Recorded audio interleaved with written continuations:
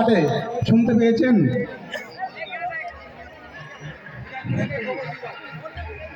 আমাদের কত বড় জমি আমরা হারিয়েছি।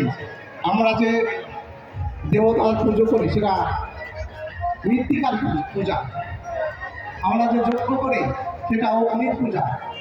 আর এই পূজা অর্চনার মধ্যে দিয়ে আমরা শক্তি পাই। আমরা শক্তি হারিয়ে ফেলেছি, আমরা হারিয়ে ফেলেছি। একটা করে খণ্ড করে আমাদের দেশ, আমাদের অখণ্ড ভারতবর্ষ চেতনাতে আমরা এগিয়ে যাব। আর যে জায়গাগুলো ভাগবত পাঠে বলেছেন যে আমাদের ঠাকুর বিষ্ণু মন্দির ছিল, বৌদ্ধ মন্দির ছিল, সেই জায়গাগুলো আপনারা যদি 1000 বছরের আমরা পরাধীনতায় এই জায়গাগুলো হারিয়েছি।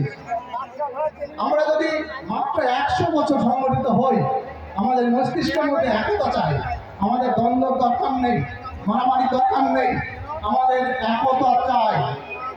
100 বছরের একতায় আমরা অখণ্ড ভারত আনবই আনব।